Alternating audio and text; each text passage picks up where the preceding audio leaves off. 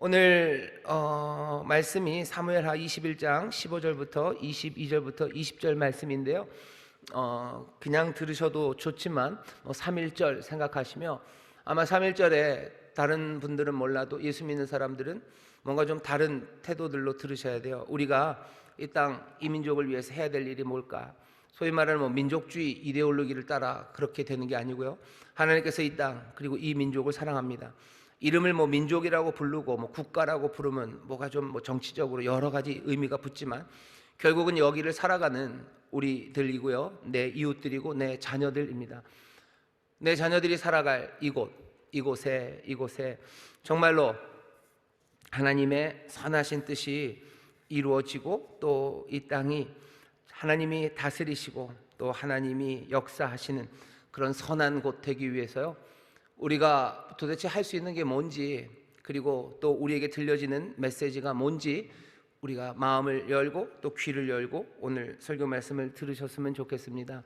그러면 이 땅에서 이 민족 가운데 우리가 해야 될 일, 민족 국가, 다시 말씀드리지만 그렇게 되면 뭐가 복잡한 이야기 많아요. 훨씬 더 단순하게 내 자녀들이 살아갈 그냥 이곳이 하나님이 주시는 평화가 가득하고, 그리고 또 하나님이 주시는 풍요로움이 가득해서요, 모두가 다 소망과 기쁨, 활기로 정말로 안녕, 서로의 안녕을 물으며 또 함께 기뻐하는 그런 땅, 그런 삶들을 만들어내기 위해서 하나님이 우리에게 주시는 약속들, 그리고 내가 해야 될 일들, 우리가 해야 될 일들, 그것들을 여러분들 바라보시며 오늘 말씀을 들으시면 아마 3.1절에 기독교인들이 또 3.1절의 성도들이 하나님으로부터 받아야 되는 그 은혜와 또 주 앞에 드려지는 결심이 분명하게 서게 될 줄 믿습니다. 오늘 우리에게 주시는 말씀은 사무엘하 21장 15절서부터 22장 20절까지 말씀입니다. 오늘 성경 본문은 조금 묘합니다. 사실은 21장 15절서부터 22절까지가 이렇게 한 덩어리죠. 보시면 약간의 이야기들과 함께 사람들 이름이 나옵니다. 사람 이름이 나와요. 22장은 사실은 1절서부터 51절까지가 한 덩어리입니다. 다윗의 시죠. 분명하게 요 시편이요, 시편 18편입니다. 시편 18편을 보시면요, 여기 22장에 있는 시와 거의 똑같아요. 번역한 내용들은 번역한 그 방식이 조금 다를 뿐이지, 누가 봐도 이건 시편 18편과 사무엘하 22장이 똑같구나를 알 수 있습니다. 같은 시편이에요. 그러니 앞에는, 뒤에는 시편, 그것도 한 전체가 아니라 중간에 뚝 잘라 먹었고요. 그리고 앞에 있는 건 뭔가 좀 자그마한 이야기와 목록들이 좀 나와요. 이 두 본문을 섞어서 설교를 하게 된 이유는, 첫 번째, 사실은 지난주에 14절까지가 한 덩어리가 분명하기 때문이에요. 그리고 뒤에 있는 그 리스트, 여기 21장 뒤편이죠, 15절부터 22절이 또 따로 설교를 해야 되는 게 맞습니다. 그런데 그렇게 하기에는 너무 짧아요. 그렇다고 22편을 다 22장을 끝까지 하기에는 또 너무 길어요. 그래서 그냥 애매하게 자른 겁니다. 실망하셨죠? 근데 실망하실 만한 일은 아니에요. 그렇게 자르고 보니까요, 요만큼 전하면 되겠다 싶어서 자르고 보니까 충분히 제 임의로 만든 이야기는 아니고요, 사무엘하 21장 22장 사무엘서를 통해서, 이 말씀을 통해서 우리에게 전하시려는 메시지가 이렇게 하면 어쩌면 더 분명하게 증거될 수 있을 것 같습니다. 지난주에 그래서 그렇게 한 겁니다. 그러니까 핑계 내지는 설명을 드렸고요. 지난주에 말씀드렸죠. 사무엘하 21장서부터 24장까지는 뭔가 부록 같아요. 6가지 이야기입니다. 6덩어리가 있는데요, 6덩어리가 아주 굉장히 치밀하게 구성되어 있습니다. 앞에, 그리고 제일 뒤에 1번과 6번 덩어리는요, 이야기예요. 다윗에 관한 이야기입니다. 어떻게 보면 다윗의 잘못한 이야기라고 말할 수 있습니다. 다윗이 기브온 사람들을 어쩌면 부추겨서 사울의 자녀들, 후손들을 죽인 것 아닌가 의심스러운 이야기가 첫 번째고요. 6번째, 마지막 이야기는 다윗이 인구조사를 하는 이야기예요. 분명히 하나님 앞에서 잘못한 일입니다.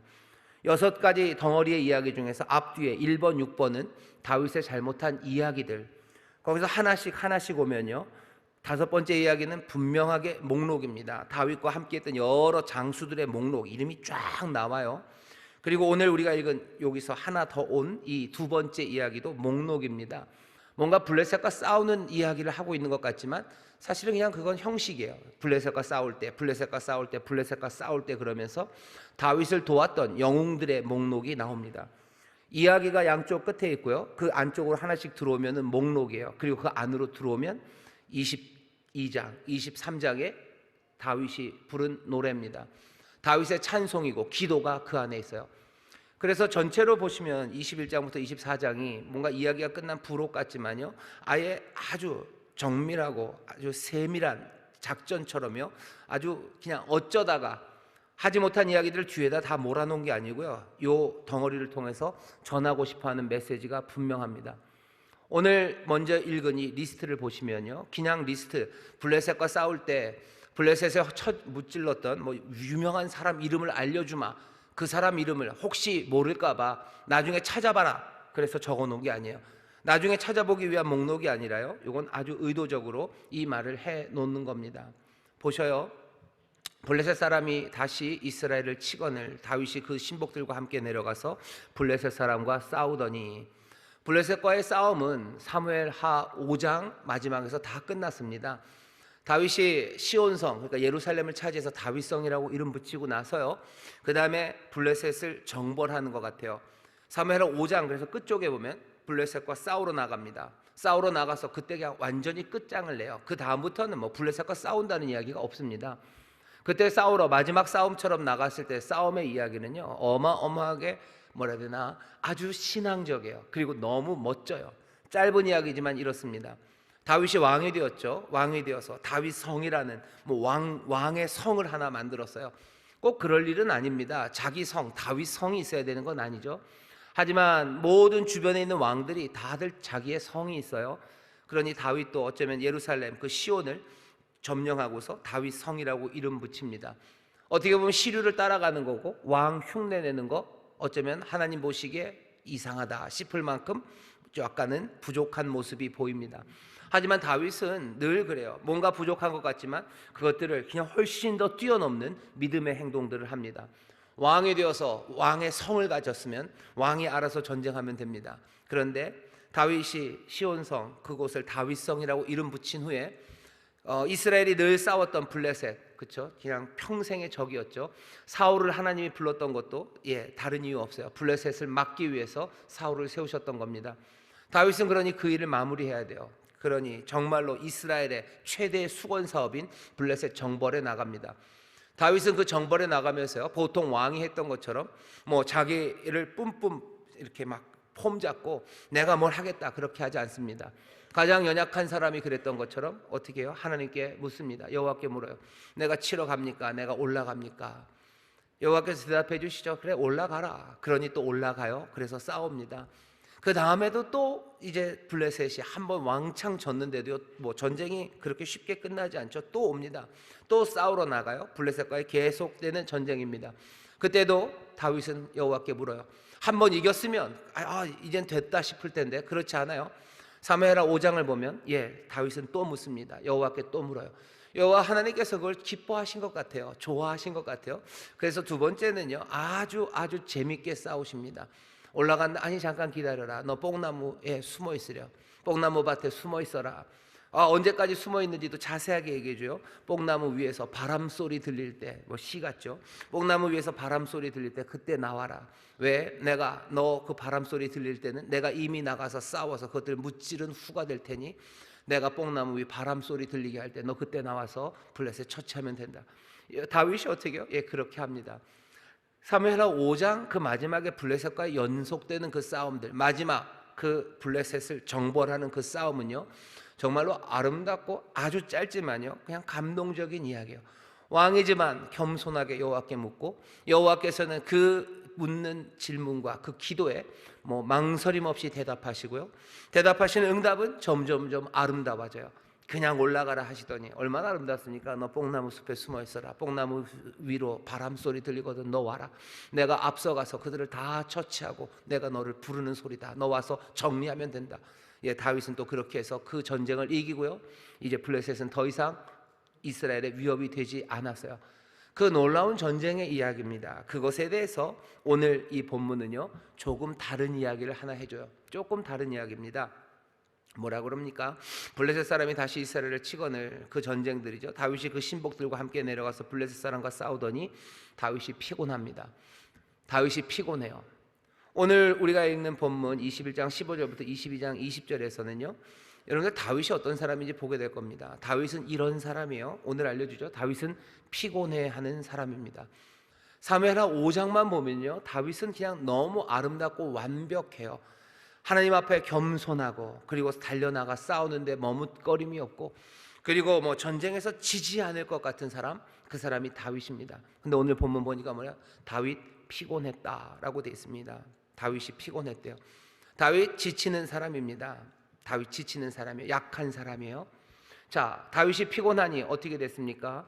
여기 장대한 자의 아들 중에 300세겔 중되는 노창을 들고 세 칼을 지닌 이스비브노비 다윗을 죽이려 합니다. 다윗은 지쳤고요. 이스비비노브는 세 칼을 들고 왔어요. 쌩쌩한, 그렇죠? 쌩쌩한 이스비비노비 다윗을 죽이러 옵니다. 다윗이 어떻게 해요? 거기서 힘을 내서 아니요, 다윗이 어쩔 줄 몰라요. 도움이 필요합니다. 아니나 다를까 늘 도움이 되었던 스루야의 아들 아비새. 아비새는 늘 죽여요, 그죠? 아비새는 죽여주는 사람입니다. 스루야의 아들 아비새가 다윗을 도와 그 블레셋 사람을 쳐 죽이니 다윗이 도움을 받았어요. 아비새가 돕지 않았으면 다윗은 큰일 날 뻔했습니다. 다윗은 큰일 날 뻔할 경우에 들어가는 사람이에요. 다윗이 약해요. 다윗도 피곤합니다. 다윗도 누군가의 도움이 필요한 그런 사람이에요. 앞에서는 그런 식으로 얘기하지 않았어요. 블레셋 사람과 전쟁할 때 하나님 앞에 겸손하게 무릎 꿇고 하나님 하시는 말씀에 올라가고 순종하고 치고 달리는데 거침이 없는 사람, 지치지 않을 것 같아요. 이 사람은 누구의 도움도 필요 없을 것 같아요. 그런데 오늘 본문 이 부록에서는 다른 모습을 보여줍니다. 다윗도 약한 사람이에요. 지칩니다. 그러니 종자들이 다윗의 종자들이요 더 이상 다윗에게 전쟁하러 나오지 말랍니다. 다윗에게 맹세하여 가로되 왕은 다시 우리와 함께 전장에 나가지 마옵소서. 이스라엘의 등불이 꺼지지 말게 하옵소서 하니라. 그 전까지는 다윗이 다 싸웠어요. 하지만 이제는 다윗은 너무 중요한 사람이 되었나 봐요. 그러니 다윗의 신복들, 다윗의 종자들이 나오지 말랍니다. 이제 그만 나오셔요. 오늘 이 본문을 보면요 둘 중에 하나입니다. 하나는 시간이 너무 많이 지나서 여기 있는 이 쫓겨가고 아비새가 도왔던 다윗은 나이가 너무 많아져서, 그렇죠? 이제 전쟁하기엔 나이가 너무 많아져서. 근데 그건 아닌 것 같아요. 나이가 너무 많아져 노인 다윗이 싸우다가 세 칼을 들고 온 이 이스비비노백에 쫓겨나간 건 아닙니다. 다윗은 여전히 전쟁을 할 만해요. 이 전쟁 뒤에 여러분들 우리아 이야기 그 뒤에 나오는 겁니다. 다윗은 젊었을 때도 누구라도 그렇죠. 전장에 나가서 무슨 늘 백전백승하는 사람이라고 해서 그 사람이 무슨 천하무적 사람이 아닌 건 아닙니다. 우리는 다윗이 지치지 않을 것 같고 약하지 않을 것 같고 누구의 도움도 필요 없을 것 같지만 아니죠. 가만히 생각해 보세요. 다윗이 그럴 리가요. 다윗도 약한 사람입니다. 다윗도 연약한 사람이에요. 도움이 필요해요. 그러니 그 종자들이 이제 너무나 중요해진 다윗을 뒤로 빼는 겁니다. 정말로 뒤로 빠집니까? 예, 다윗이 뒤로 빠집니다. 뒤에 나오는 세 번의 싸움들 보세요. 그때마다 블레셋의 거대한 거인들이 나와요. 그때마다 그 사람들을 처치하는 건 다윗이 아닙니다. 다 다윗의 신하들, 다윗의 신복들이 나가서 싸워서 이깁니다. 오늘 이 짧은 리스트를 보면요, 다윗은 참 뭐라 해야 되나 복이 많은 사람이구나. 충성스러운 사람들이 많고 또 이 블레셋의 거인들을 처치할 만한 정말로 싸움 잘하는 장군들이 많았구나. 다윗은 정말로 행복했겠네라는 생각도 들지만 오늘 이 본문을 보면서 우리는 약간은 확인하게 됩니다. 다윗은 어마어마한 승리를 했다고 우리가 듣고는 있지만 다윗은 우리와 비슷한 사람이에요. 많은 승리를 했지만 비슷한 사람입니다. 다윗 약한 사람입니다. 다윗도 약한 사람이다. 그게 끝입니까? 아니요. 다윗은 약한 사람이지만 이제 22장을 보기 시작하셔요. 여기 다윗의 노래가 나오기 시작해요. 다윗이 한 찬송입니다. 약하지만 다윗이 어떻게 하나 보십시오. 다윗은 이런 사람입니다. 1절입니다. 여호와께서 다윗을 모든 대적의 손과 사울의 손에서 구원하신 그날에 다윗이 이 노래의 말씀으로 여호와께 아뢰요. 아예 1절부터 시작하는 거예요. 다윗 약한 사람이에요. 다윗이 천하무적 무슨 아이언맨이 아니면 무슨 타노스라 세상에 어떤 사람에게도 지지 않는 끊임없는 체력과 그래서가 아니라 여호와께서 그 대적의 손과 사울의 손에서 구원하신 그날입니다. 다윗은 여호와의 구원하심을 받은 사람이에요. 약합니다. 하지만 여호와의 구원하심을 받은 사람. 이 얘기는 그렇게 간단하게 끝납니까? 아니요. 여기 다윗이 하는 노래를 우리 가운데 들려주기 시작해요. 1절부터 7절까지 보시면 2절 보셔요. 2절부터 4절까지 제가 읽겠습니다. 여호와는 나의 반석이시오 나의 요새시오 나를 건지시는 자시오 나의 하나님이시오 나의 피할 바위시오 나의 방패시오 나의 구원의 뿌리시오 나의 높은 망대시오 나의 피난처시오 나의 구원자시라 나를 흉악에서 구원하셨도다. 내가 찬송받으실 여호와께 아뢰리니 내 원수들에게서 구원을 얻으리로다. 1절부터 2절부터 4절까지 이 찬송을 보셔요. 여러분들 뭐가 보이십니까? 계속해서 반복되는 나예요.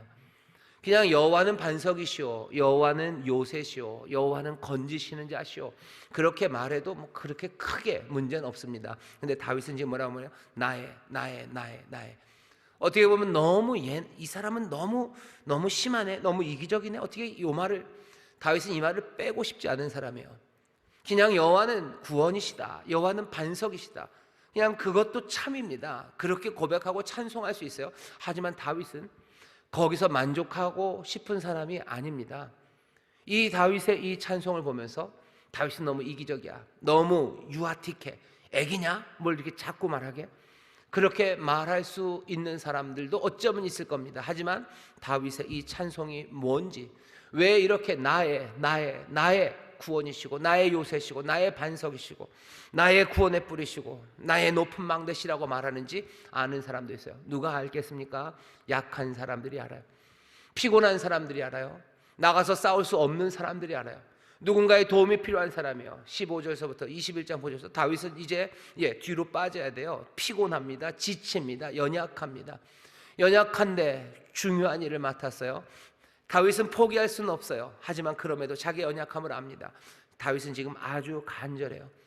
하나님 앞에 구하는 기도가 정말로 여호와 주님을 신뢰하기 때문이겠죠. 하지만 신뢰하는 그 신뢰를 아주 가장 친밀하고 가까운 말로 지금 다윗은 기도하고 그리고 찬송하는 겁니다. 여러분들의 기도와 찬송이 뭐 공적으로 사람들 앞에서 대표로 하는 찬송이나 기도가 아니라면 여러분들의 기도에 나의라고 말하는 것, 그것에 대해서 사람들이 어쩌면 비난할지도 몰라요. 야, 이기적인 기도다. 너희들 굉장히 이기적으로 기도하는구나. 어떻게 네 기도에 맨날 나의 하나님 그러냐? 하나님이 네 하나님이냐? 하나님은 모두의 하나님이시지. 그렇게 말하는 사람들이 있으면 뭐라 그러시면 돼요? 그럼 니들은 그렇게 기도해라 라고 하시면 돼요. 너희들은 그럼 그렇게 기도해라. 나는 뭐라고 기도할까요? 나는 여호와는 나의 반석이라고 나는 기도해야 돼요. 여호와는 나의 요새라고 나는 기도해야 돼요. 다윗 그런 사람입니다. 다윗처럼 능력이 많고 시온성의 주인이 수많은 신복들과 수많은 군사를 가진 그 사람, 하지만 다윗은요, 나의 하나님, 나의 요새, 나의 구원의 뿔, 나의 도울 자, 그렇게 기도하는 사람이 다윗입니다. 그러면 다윗을 한번 다시 보세요. 어떻게 우리 같은 약한 사람이지만 그 거대한 역사를 이루어냈는지 그것을 보십시오. 잘난 척하고 뭔가 담대함으로 큰 소리 뻥뻥 쳐서가 아니에요. 다윗은 여기 지금 가장 친밀한 말로 하나님 앞에 신뢰를 구하고 하나님을 믿고 의지하며 그 앞에 달려갑니다. 다윗은 알아요. 여호와 내 하나님은 내 안녕, 내 안전, 그리고 나를 지키시는 분이라는 것을 분명히 압니다. 몽땅 다 건진다는 말로 가득 차요.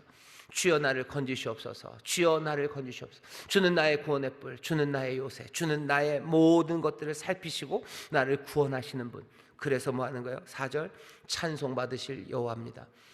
여러분들 이 믿음 여기서부터 시작해야 됩니다. 다른 사람들이, 다시 말씀드릴게요, 너희는 너무 이기적이군, 너는 너무 신앙이 이기적이군 이라고 말하는 말에 여러분들 마음 상하지 마셔요. 그것 때문에 여러분들의 기도와 찬송을 뒤로 물리지 마셔요. 아, 우리 하나님이라고 기도하라고 그러지 않았습니까? 예, 우리가 하나님 앞에 기도할 때 하늘에 계신 우리 아버지라고 기도해요. 우리 아버지라고 분명히 기도합니다. 우리라는 걸 잊지 마셔야 돼요. 예수님 그렇게 가르쳐 주셨기 때문입니다. 하지만 다윗이 한 이 기도, 이 친밀한 기도, 이 기도도 잊지 마셔요. 우리 하나님을 부르며 기도할 때도 있어요. 하지만 내 연약함과 내 부족함, 그리고 내가 건지심을 바라야 되는 그 시간에 나는 가장 친밀한 말로 하나님 앞에 기도합니다. 왜냐하면 그렇게 기도하고 내가 그렇게 간절히 구원할 때 뭐라고 되어 있습니까? 3절 끝에 보면 나의 구원자시라 나를 흉악에서 구원하셨도다. 나를 구원하셨다라고 고백합니다. 내 삶에 그럴 때가 있어요. 뭔가 문제가 많았는데 갑자기 내 생명이 되돌려집니다. 설명할 수 없어요. 이해할 수 없습니다. 뭐라고 얘기할 겁니까? 하나님이 나를 건지시고 하나님이 나를 구원하신 거예요. 그거 말고 무슨 말을 하겠습니까? 여기 내 삶에 이제 마지막인가 보다, 이게 끝인가 보다 라고 생각했을 때 정말로 기대하지 않았던 선하심이 나에게 옵니다. 그때 뭐라고 얘기할 거예요? 하나님이 나를 구원하셨다고, 하나님이 내 삶을 다시 내게 주셨다고, 나를 살리셨다고, 나를 구원하셨다고 고백합니다. 그 고백의 사건들이 하나씩 하나씩 늘어나기 시작하는 사람들, 그 사람들의 기도는요 점점 더 믿음의 이 신뢰, 이 친밀함으로 주 앞에 나가게 됩니다. 우리 사랑하는 인천순복음교회 모든 성도들, 특별히 오늘 이 귀한 예배에 오신 여러분들의 기도가 점점 더 친밀해지고 믿음으로 가득 차고, 그리고 또 하나님을 향한 감사의 찬송이 되시기를 주의 이름으로 축원합니다. 옆에 있는 분들에게 자랑은 아니에요. 서로 할 수 있는 이야기니까요. 옆에 있는 분들에게 얘기해 주세요. 여호와는 나의 주님이십니다. 여호와는 나의 주님이십니다. 아멘. 또 할까요? 주님은 나의 반석이십니다. 주님은 나의 요새십니다. 주님은 나의 반석이십니다. 나의 요새십니다. 나의 구원의 뿔입니다. 나의 구원이십니다. 여러분들 오늘 이 시편을 보면서 확실하게 주님은 내 삶을 도우시는 분이십니다. 내 삶을 도우셔요. 자꾸 그것들에서 생각을 빼앗아가려는 것에 절대 속지 마십시오. 나 도우시는 건 맞아요. 그 기도 놓치지 마시고 더 친밀하게 나가서 구하셔요. 약한 사람들 구하셔요. 지친 사람들 구하셔요. 나이 많아서 내가 할 수 없고 내가 뒤로 물러나야 되는 사람들, 여러분들 구하십시오. 주는 나의 도움이셔요. 주는 나의 구원의 뿌리셔요. 주가 나를 구원하셨어요. 주는 내 찬송을 받으실 분입니다. 여러분 자꾸 이렇게 고백하게 되시기를 주의 이름으로 축원합니다. 이 고백하셔야 돼요. 이 고백하셔야 됩니다.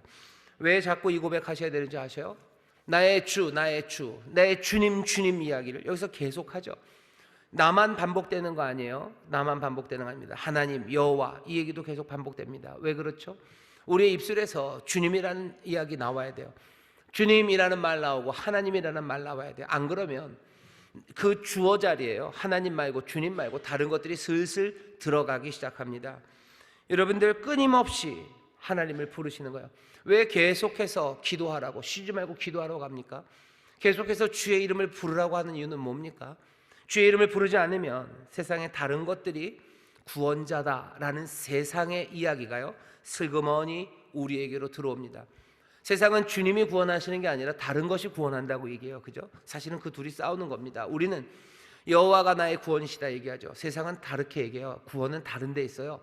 인생의 재미가 나를 구원할 거고, 아니면 돈이 나를 구원할 거고, 연줄이 나를 구원할 거고, 아니면 아예 그냥 허무가 나를 구원할 거고, 여러 다른 구원에 관한 이야기를 합니다.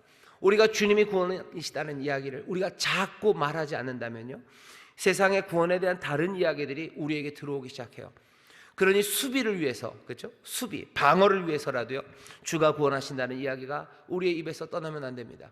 주님을 찬송하셔요. 자꾸 주님을 찬송하셔요. 그게 수비예요. 또 동시에 공격입니다. 세상이 이것이 구원이다라는 말 세상이 하죠.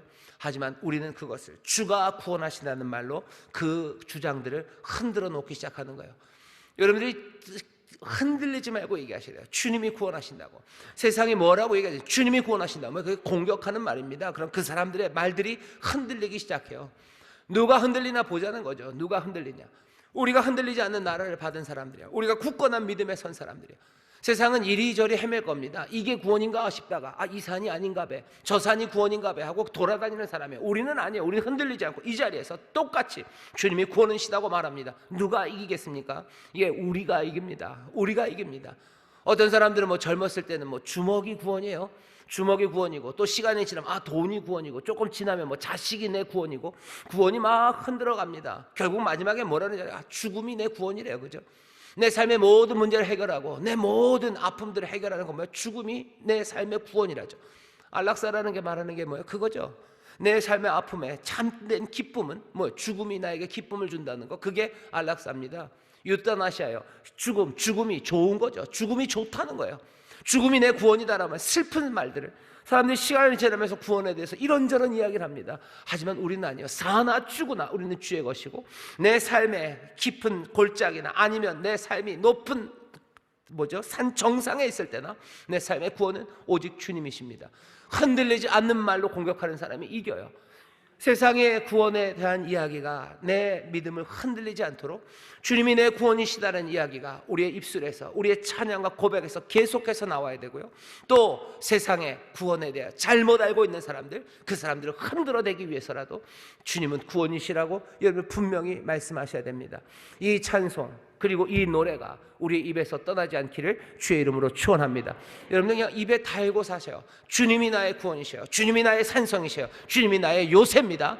문제가 나를 흔들 때 여러분들의 그 고백이 나를 지킬 거예요. 뿐만 아니라 여러분들의 그 고백이 세상에서 쓰러져가는 사람들과 구원이 뭔지 몰라서 방황하는 그 사람들을 흔들어 놓고 주께로 인도하게 됩니다. 우린 전수목의 성도 여러분들, 주님이 구원이시고 요새심을 끊임없이 고백하시는 여러분 되시기를 주의 이름으로 축원합니다. 주의 이름으로 축원합니다. 옆에 있는 분들에게 얘기하셔요. 주님이 구원이십니다. 주님이 요새십니다. 아멘, 아멘. 왜 예배를 끊임없이 드리는지 아십니까? 예배 한 번 하면 되지 않습니까? 왜 자꾸 옵니까? 수요일날 왜 옵니까? 그 고백하러 오는 거예요. 그 고백하러 오는 거예요. 그리고 그 고백으로 충만해지기 오는 거예요. 아침에 왜 또 기도하고 저녁에 왜 기도합니까? 내가 하나님 앞에 구한 거 하나님이 알아들으셨고, 심지어 나도 기억하는데 하나님이 기억 못 하시겠습니까? 내가 아침에 하나님을 찬송했으니 그 찬송이 여전히 울리는 것 아니겠습니까? 내 마음이 변한 게 없는데 왜 내가 주의 이름을 또 불러야 됩니까? 내가 주의 이름을 부르는 것이 나를 지키고요, 그리고 세상을 흔들어 주의 일을 감당하는 일이기 때문입니다. 다윗처럼 여러분들, 주는 나의 반석이시라고, 나의 요새시라고 끊임없이 노래하시기를 주의 이름으로 축원합니다. 자, 나의라는 친밀한 말로 끊임없이 고백해요. 그 다음 5절입니다. 5절 보시면 5절 6절이면 사망의 물결이 나를 애우고 불의의 창수가 나를 두렵게 하였으며 음부의 줄이 나를 두르고 사망의 올무가 내게 이르렀도다. 5절 6절 보면 무슨 상황입니까? 아주 절망적인 상황입니다. 참 어렵고 힘든 일이 닥칩니다. 다윗도 사람이에요. 사람은 약하기도 하고요, 사람은 이런 문제, 이런 혼란, 그리고 이런 죽음, 이런 절망, 그것들을 맛보는 사람입니다. 그냥 맛보는 게 멀리 있는 걸 찍어 먹는 게 아니죠. 이것들이 그냥 나에게 확 오는 거예요. 누가 죽음을 찍어 먹으러 가겠습니까? 누가 절망을 찍어 먹겠다고 가겠어요? 아니요, 가지 않아도 옵니다. 큰 비 오듯이 오는 거예요. 그냥 홍수가 밀려오듯이 오는 겁니다. 다윗이 지금 그 얘기를 하죠. 사망의 물결이 나를 애우고 불의의 창수가 나를 두렵게 하였으며 음부의 줄이 나를 두르고 사막의 올무가 내게 이르렀도다. 세상에 있는 모든 것들이 다 적으로 돌아서는 것 같아요. 물 밀듯이 그냥 문제들이 훅 닥칩니다. 그리고 그것들을 돌이킬 방법 없어요. 창수가 나서 그냥 덮쳐오는데 어디로 도망갑니까? 모든 것들은 다 적이 된 것 같고 돌이킬 방법이 없을 것 같은 그 시간을 지금 다윗은 이렇게 얘기하는 거죠. 사망의 물결이, 불의의 창수가, 그리고 그 음부의 줄들이 나를 꽁꽁 묶고 꼼짝 못하게 하는 거야. 그냥 덮쳐오는 겁니다. 7절을 보셔요. 이 혼란, 그리고 이 절망, 그리고 이 죽음이 나를 덮치는데요. 7절입니다. 내가 환난 중에 여호와께 아뢰며 나의 하나님께 아뢰었더니 저가 그 전에서 내 소리를 들으시며 나의 부르짖음이 그 귀에 들렸도다. 여러분 7절 말씀에 밑줄을 쫙쫙 그어놓으셔야 돼요. 7절 말씀은요, 여러분들 어떻게 이렇게 말할 수 있을까 싶은 거예요. 어떻게 이렇게 말할 수 있을까? 창수처럼 큰 물처럼 내 삶의 환난과 죽음이 나를 덮치고 나를 꽁꽁 묶는, 풀 수 없는 줄들이 나를 묶을 것 같은 그 시간에 다윗은 뭐라고 얘기해요? 내가 부르짖는데, 환난 중에서 내가 여호와께 아뢰요. 나는 부르짖어요. 그럼 어떻게 해요? 여호와께서는 들으셔요. 다윗은 어떤 사람입니까? 다윗은 이런 사람이에요. 다윗은 내가 부르짖으면 주가 들으신다는 것을 분명히 믿는 사람입니다. 이건 너무 단순해요. 너무 짧아요. 우린 이거보다 좀 더 복잡하기를 바라죠. 왜? 아무나 부르짖을 수 없을 것 같고, 적어도 소 100마리는 들인 사람이, 아니면 적어도 눈물 30바가지는 들고 나가야 되는 것 아닙니까? 아니요. 다른 모든 조건들은 싹 다 치웠어요. 뭐만 남았어요? 내가 아뢰고 그러면 주는 들으신다. 그것만 남았어요. 사람들이 볼 땐 너무 단순해요. 너무 단순해요. 이건 너무 너무 노골적이고 너무 직선적이에요. 이거보다는 훨씬 더 복잡해야 될 것 같죠. 얘기는 좀 복잡해야 될 것 같지 않습니까? 부르짖을 때 부르짖음의 자세에 대해서 얘기해야 될 것 같고, 얼만큼을 부르짖으면 얼만큼의 응답이 어떻게 들으실 것 같고, 좀 그렇게 뭐가 좀 이렇게 좀 얘기가 있어야지. 이 혼란과 죽음과 절망이 우리에게 올 때 얼마나 복잡하게 옵니까? 얼마나 난리를 치며 옵니까? 그러니 거기에 대한 대답도 뭔가 거기에 대응할 만한 조금은 복잡하고 그것에 합당하게 맞춰진 뭔가가 가야 될 것 같은데, 우리에게 오는 그 거대하고 그리고 복잡하고 헤아릴 수 없는 그 문제들, 거기에 대한 답이요 의외로 너무 단순합니다. 부르짖으면 들으신다요. 그냥 그게 답이에요. 문제는 참 복잡하고 많은데요, 해결로 지금 다윗이 말하는 바는요 너무 쉬워요. 부르짖으면 들으신다. 부르짖으면 들으신다. 내가 아뢰었더니 내 주가 들으신다. 그게 다윗이 갖고 있는 오직 한 가지, 어쩌면 내 삶에 대한 대답입니다. 사람들은 이거 너무한 것 아닌가? 아니요, 이걸 뭐라고 설명해요? 이건 믿음입니다. 이게 믿음입니다. 문제와 환난 가운데 부르짖기 시작하는 거 믿음으로 하는 거예요. 환난 가운데 부르짖는 사람 믿음으로 하는 겁니다. 어떤 믿음이에요? 내가 부르짖으면 들으신다는 믿음이에요. 내가 부르짖으면 들으신다는 믿음이고, 내가 부르짖어 들으시면 어떻게 해요? 그냥 못 들은 척 하세요? 아니요, 응답하신다는 믿음입니다. 믿음으로 산다는 게 도대체 뭘까? 여러분들 너무 복잡하게 말할 수도 있어요. 하지만 오늘 여기 이 약한 다윗이, 피곤한 다윗이, 어쩌면 저와 여러분 같이 연약하고 도움이 필요한 다윗이, 문제와 환난 가운데 어쩔 줄 모르는 저와 여러분 같은 상황에 놓인 이 다윗이 지금 고백하는 이 7절의 말씀을 들으셔요. 내가 부르짖고 내가 아뢰면 주가 들으신다. 내가 부르짖고 내가 아뢰면 주가 들으신다라는 아주 단순하고 아주 직선적인 이 말, 이 행동 하나가 다윗이 어쩌면 많은 믿음의 사람들 중에서도 그렇게 하나님께서 귀하게 쓰시고 하나님이 마음에 합한 그 사람으로 온 이스라엘이 따르기를, 또 많은 성도들이 다윗을 본받기를 원하는 바로 그 자리입니다. 이상하게 나쁜 짓 하고 이상하게 왕들 노릇하는 거 쫓아다녔던 그 다윗이 아니라 여기 있는 이 다윗이죠. 약하지만 이 믿음으로 살아가는 다윗, 이 다윗을 분명하게 보시기를 주의 이름으로 축원합니다. 주의 이름으로 축원합니다. 죽음의 물결이 가득해요. 하지만 부르짖음에 응답하시는 그 놀라우신 구원하시는 분이 우리와 함께 하심을 믿습니다. 그 다음부터 8절부터는요 그냥 그 이야기예요. 그렇게 기도했더니 8절부터 20절 나머지 본문은 뭡니까? 하나님이 어떻게 역사하시는지 그것들을 우리에게 보입니다. 보이는데 그 말들이요 8절부터 20절까지 보셔요. 이건 무슨 얘기인가 싶을 만큼 화려무쌍합니다. 화려무쌍한 이야기들이요. 8절 볼까요? 땅이 진동한답니다. 땅이 진동하고 떤대요. 하늘의 기초가 요동하고 흔들린대요. 그 코에서 연기가 오르고 입에서 불이 나와서 사르며 그 불에 숯이 되었대요. 이게 갑자기 뭔가 신화적인 이야기죠. 땅이 흔들리고 막 코에서 입김이 나오고, 이게 무슨 화산이 폭발하는 얘기인가? 코에서 연기가 나오고 불이 붙고, 그 다음에 보시면 저가 또 하늘을 들이우고 강림하시니 그 발에는 어둑강감하도다. 구름을 타고 나르셔요. 막 하늘 나르셔요. 구름을 타고 나르시고 그룹들을 타고 나르시고, 난리가 아닙니다. 난리가 아니에요. 하나님이 구원하시는 역사입니다. 왜 이렇게 얘기를 하죠? 여기 4절 5절 죄송합니다. 5절 6절에 있었던 그 물결들 생각하시면 돼요. 물결들, 창수들, 사망의 물결들, 불의의 창수들, 음부의 줄들, 사망의 올무들, 우리를 얽어매고 넘어뜨리려는 온갖 혼돈과 절망으로 깨뜨리려는 그 죽음의 힘들이요 얼마나 현란무쌍하게 우리 가운데 옵니까? 그것들을 4절 5절에서 그렇게 표현했어요. 거기에 대한 답은 우리는 믿음으로 아주 단순하게 7절 보셔요. 그거보다 더 단순할 수 없어요. 내가 부르짖으니 여호와께서 들으셨어요. 들으신 여호와가 하시는 일은요 화려무쌍하십니다. 세상의 혼돈이 만들어냈던 그들의 어마어마함, 그건 비교할 수 없어요. 하나님은 그 창수, 그 큰 물들을 밟으시고요 그 줄들 다 불태우시고 끊으시고 하늘을 나시고, 하나님의 구원하시는 역사는 그렇게 펼쳐진다는 거 우리에게 보여주시는 거예요. 우리에게 들려지는 좋은 소식입니다. 이스라엘의 기도, 다윗의 기도, 하나님의 사람들의 믿음의 그 단순한 그 믿음의 간구가 여기 있는 이 하나님, 이 이스라엘의 하나님을 어떻게 해요? 자극하는 거예요. 이제 이 하나님이 개입하셔요. 이 하나님 개입하시는데요, 어떻게 하십니까? 쭈삣쭈삣 하십니까? 천만에. 하나님이 우리를 구원하러 오실 때 단호하게 오셔요. 머뭇거리지 않으셔요. 하나님 머뭇거리지 않으십니다. 하나님 언제 오겠다 예고하고 길게 기다리게 하지 않으셔요. 갑작스럽게 단호하게 오십니다. 밤에 몰래 오는 도둑처럼 아니에요. 과감하게 오셔요. 공공연하게 오셔요.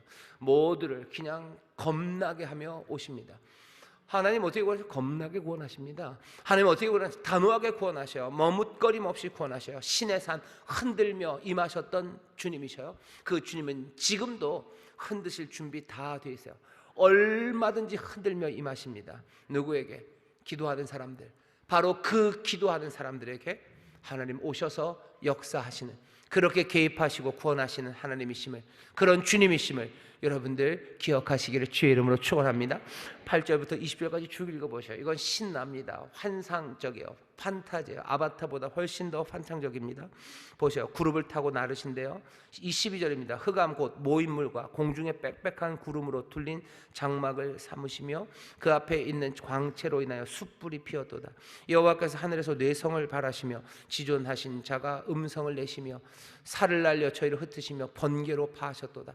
이럴 때 여호와의 꾸지람과 콧김을 인하여 물밑이 드러나고 땅의 기초가 나타났도다. 여호와의 콧김에 그냥 막 산들이 날아갑니다. 시편 114편 여러분 기억나시나요? 몇 주 전에 금요철 때 말씀을 전한 것 같은데, 묻죠. 바다 너 도망가는구나. 바다 너 왜 도망가니? 묻는 거예요. 요단 너 왜 물러나니? 산들 너 왜 그렇게 사슴처럼 양처럼 뛰니? 왜? 여호와께서 역사하실 때 바다 도망가고 요단 강 물러나고요, 산들은 그냥 양들 뛰듯이 그렇게 뛰놉니다. 하나님의 구원이 임할 때 그렇게 노래했던 그 노래가 여기 그대로 나와 있어요. 그 콧김에 막 땅들이 날아가요. 흙들이 다 날아가서 기초가 막 드러납니다. 하늘에서 보내서 취하시며 많은 물에서 나를 건져내셨도다. 나를 강한 원수와 미워하는 자에게서 건지셨으며 저희는 나보다 힘센 여고로다. 주가 나를 건지셔요. 왜? 나를 붙잡고 있고 나를 누리는 것들이 나보다 더 세기 때문에요. 주님만이 구원하십니다. 하지만 염려하지 마시오. 주는 나를 붙잡고 있는 것과 비교할 수 없이 더 강하십니다. 큰 물, 음부의 줄, 그것도 무시무시했지만 여기 8절부터 20절에 여호와께서 구원하시는 걸 보셔요. 그 모든 물들은 다 주 앞에 아무것도 아닙니다. 찍어 누르는 산들, 그거 다 주의 콧김에 날아갈 거예요. 주는 구름을 타고 하늘을 나르셔요. 그 불에 사르지 않을 게 없습니다. 음부의 줄 다 불탈 뿐이에요. 어떤 것 하나 남지 않습니다. 왜 이런 이야기를 합니까? 왜 이렇게 노래합니까? 이유는 하나님이 행하시는 일이 놀랍기 때문입니다. 우리를 둘러싸고 우리를 혼란과 절망으로 가져다 주는 것도 그것도 만만치 않아요. 그거 만만치 않습니다. 우리가 감당할 수 없어요. 숨 쉴 수 없게 만드는 그 만만치 않은 것들이 우리에게 오지만, 여기 정말로 부르짖으면 들으시는 주님 앞에 내가 부르짖었을 때는 그 여호와 내 주님은요, 이 문제는 아무것도 아닌 그 놀라우신 능력, 8절부터 20절에 이 화려무쌍함으로 우리를 건지셔요. 다른 말로는 우리가 할 수가 없어요. 다른 말로 설명할 수 없어요.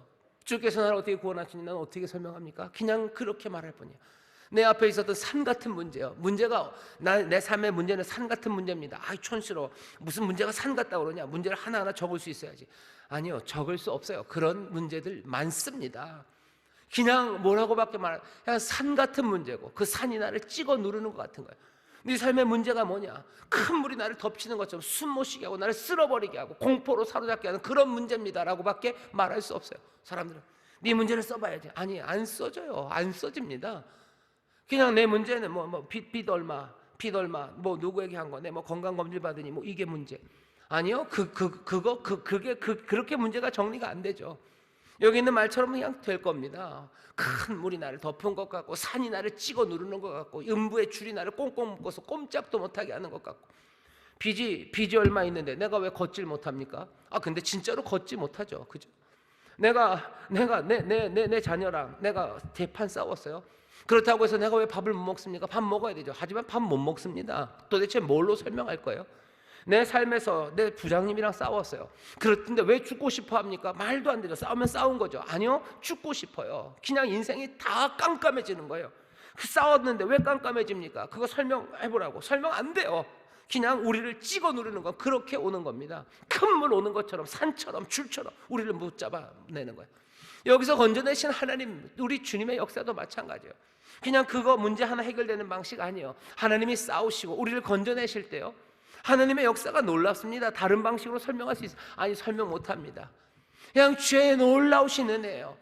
그냥 주께서 산을 집어 던지신 것 같은 거예요. 주께서 바다를 그냥 다 깨뜨리시고 그 어둠을 다 찢어버리신 것 같고, 주께서 나 삶의 구원을 가져다 주실 때 여기 있는 이 노래처럼 어쩌면 이렇게밖에 표현할 수 없을 방식으로 그렇게 어마어마한 일들을 행하시는 겁니다. 사람들의 말로 다 표현할 수 없는 거예요. 다 표현 못합니다. 그런데 여러분들 오늘 말씀을 기억해 주셔요. 이 귀한 8절에서부터 20절의 이 놀라운 구원의 역사는 어떻게 시작돼요? 7절입니다. 죽음에서 건져지는 건 뭘로예요? 나는 건 아무것도 없어요. 부르짖으면 들으심. 그 사건이 내 죽음에서 나를 구원으로 인도해 갑니다. 그리고 이 이야기는 지금 누가 하고 있어요? 다윗이 하고 있습니다. 다윗이 신실하고 감사하는 마음으로 다윗의 입에서는 부르짖으면 들으신다, 그것이 우리의 구원이다 라는 그 고백의 찬송이 울려 퍼지기 시작하는 겁니다. 여러분들, 이 노래가 내 삶에 들려져야 되는데 내가 그 노래 들려야 돼요. 내가 그 노래를 부를 수 없을 만큼 지치면 어떡합니까? 성령께서 내 마음 안에 이 진리와 이 노래를 어떻게 해요? 다시 들려주시고 성령님의 도우심으로 이 노래 부르기 시작해야 합니다. 여러분들 에베소서 보면 그래요. 말세입니다. 때가 악해요. 세월을 아껴야 되는 그런 악한 세대예요. 그 세대는 어떻게 해야 됩니까? 술에 취하면 안 돼요. 오직 성령의 충만함을 받아요. 시와 찬미와 신령한 노래로 서로 화답하게 하시는 것, 성령의 도우심입니다. 다윗, 그러니 찬양할 때 주의 영이 임한다고 그러죠. 또 주의 영이 임해서 찬양한다고 그러죠. 그것들은 어떻게 보면 변증법적으로 왔다 갔다 합니다. 성령님의 도우심을 구하십시오. 정말로 찍어 눌려지면 아무 생각 안 나요. 내가 부르시면 들을 것 같지 않아요. 내가 불러도 대답하지 않을 것 같고, 들으신다 한들 뭔 일이 있을까 싶은 상황이, 이 물결이 나를 덮치는 상황입니다. 성령님 나를 도우셔야 돼요. 그리고 또 성령님 우리를 도우셔야 됩니다. 시와 찬미와 신령한 노래로 여러분들 서로 화답하셔요. 찍어 눌려져 있는 사람에게 내가 줄 수 있는 게 없네요. 그 옆에서 그냥 가만히, 요즘은 그러는 거죠. 문제 있는 사람에게 옆에 있어주는 거, 그것만으로 충분하다고. 여러분, 그 말에 속지 마십시오. 옆에 있는 것만으로 충분하진 않습니다. 기도하셔요. 성령님 우리를 도우시라고 기도하시고, 시와 찬미와 신령한 노래로 화답하셔요. 거기서 주책 없이 주님이 구원이시다는 말을 어떻게 합니까? 아니요, 그 말 해야 됩니다. 주의 이름을 부르는 자가 구원이 있어요. 내가 잘난 척, 야, 너 고난 중에는 주의 이름을 불러야지, 그것도 못하냐? 그렇게 잘난 척하는 마음 말고 정말로 부르짖는 그 깨어진 마음으로, 함께 깨어진 마음으로 주가 구원이시라고 정말로 마음을 다해 말할 때 성령께서 우리 안에 임하시면 시와 찬미와 신령한 노래로 서로 화답하기 시작하는 거예요. 말할 수 없었던 그 사람이 주님이 내 구원이십니다 라고 말하기 시작할 때, 주님이 내 방패십니다 라고 말하기 시작할 때, 내가 부르짖으면 주가 들으십니다, 들으시면 주가 응답해 주십니다 라고 이 삶의 모든 문제에 대해서 그 단순한, 그리고 어쩌면 세상에 있지 않은 하늘로부터 온 놀라운 은혜와 신실하신 주님이 주신 이 생명의 길을 붙잡는 사람들, 그 사람들이 함께 이 여러 문제 가운데 구원받아 살아갑니다. 여기 오늘 설교의 제목이요, 눈에 보이는 것을 넘어서 보는 사람이에요. 다윗은 그런 사람입니다. 눈에 보이는 건 넘어 보이죠. 다윗이 하는 여러 가지 일들, 다윗은 알아요. 이건 내가 한 일이 아닌 거랍니다. 자기가 골리앗을 죽이러 갈 때도, 싸우러 나갈 때도 그러죠. 내가 곰이랑 사자랑 싸웠다고, 그래서 내가 싸움에는 좀 자질이 있다고, 그렇게만 얘기하는 건 아닙니다. 여호와께서 나를 지키셨다고 분명히 다윗은 고백해요. 내가 싸워 이겼던 모든 싸움들, 여호와께서 나를 도우셨음을 다윗은 압니다.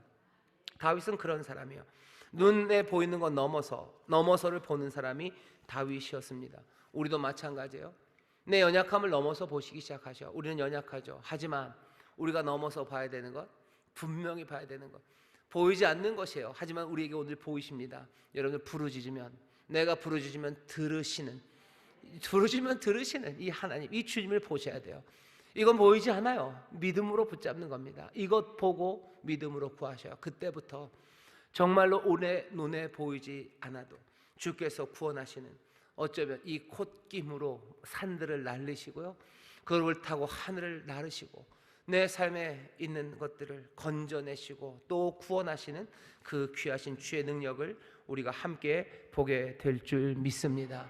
우리는 이 노래를 계속 불러야 되니까 이 노래 부릅니다. 사람들이 에이 그만 좀 하지, 이 노래는 이건 너무 이상하지 않니? 무슨 뭐 요즘 같은 세상에 무슨 뭐 콧김에 뭐가 그렇게 되고, 그렇게 하지 말고 그냥 하나님이 도우신다고만 얘기해라. 아니요, 우리는 이 노래를, 이 기도를 포기할 수 없습니다. 왜냐면 이 기도하셔요. 콧김에 산들이 나른다고. 아니 그럴 수밖에 없어요. 이 말 말고 다른 말 없습니다. 사람들이 구태여 따진다면요, 그렇게 얘기해 주셔요. 우린 이 노래, 이 가사, 그리고 이 고백대로 고백할 거예요. 그리고 동시에 이 고백이, 그리고 이 찬송이 우리에게 도전하는 건 이 말이 어떻게 이루어지는지 무슨 자연과학적으로 형이상학적으로 설명해내는 게 아니라, 이 고백, 이 찬송이 우리에게 주는 도전은요, 우리도 다윗처럼 이렇게 감히 말하고 이렇게 노래하는가요? 다윗처럼 감히 이렇게 상상하는가요? 우리는 이렇게 말할 수 있습니까? 내가 부르짖으면 주께서는 들으시고 그것이 이 환난의 응답이라고 여러분 고백하고 말할 수 있습니까? 내가 부르짖으면 주께서 이 창수와 그리고 이 큰 물처럼 나를 덮었던 모든 문제를 구름 하늘 나르시며 그 콧김으로 날리시며 바다 짓밟으시며 나를 구원하신다고 여러분들 그 생각, 그 상상을 끝까지 붙잡고 있을 수 있습니까? 여러분들 이 짧지만 이 분명한 것들을 놓치시면 안 돼요. 안 그러면 어떻게 됩니까? 이 혼란과 죽음의 세상, 이 세상에서요 절망에 빠져갈 수밖에 없어요. 아니면 이 세상의 아픔과 내 연약함을 그냥 억지로 부정하는 거죠. 아, 문제 없다고 괜찮다고 말하는 거예요. 우리는 괜찮다고 말하는 사람 아니에요. 문제가 얼마나 심각한지 압니다. 창수임을 알아요. 하지만 우리가 믿는 바는 이게 별 문제 아니라는 걸 믿는 사람 아닙니다. 여러분들 정신 승리들 하지 마셔요. 우리는 정신으로 승리하는 거 아니에요. 우리는 누구로? 주님으로 승리하는 사람들이에요. 그래서 우리는 믿음으로 살아가는 사람들이지 우리 정신 승리하는 사람 아닙니다. 문제 별거 아니야. 아니요, 문제 별거입니다. 문제 왜? 사람들 해결할 수 없으니까 부정하는 거예요. 정신 승리는 부정입니다. 야, 이거 문제가 아니다. 부정. 아니요, 부정으로 해결됩니까? 안 됩니다. 이거 부정 못하면 내가 감당할 수 없는 문제, 이 큰 물에 어떡합니까? 그러니 절망하는 거죠. 부정하며 살든지 아니면 절망하며 살든지 그래요. 하지만 우리는 아닙니다. 큰 물 그것 앞에서요 눈에 보이는 건 넘어서가 보여요. 뭐가 보인다고요? 부르짖으면 들으심이라는 진리가 보여요. 그리고 부르짖으면 들으시고 응답하시는 놀라운 구원의 주님이 보입니다.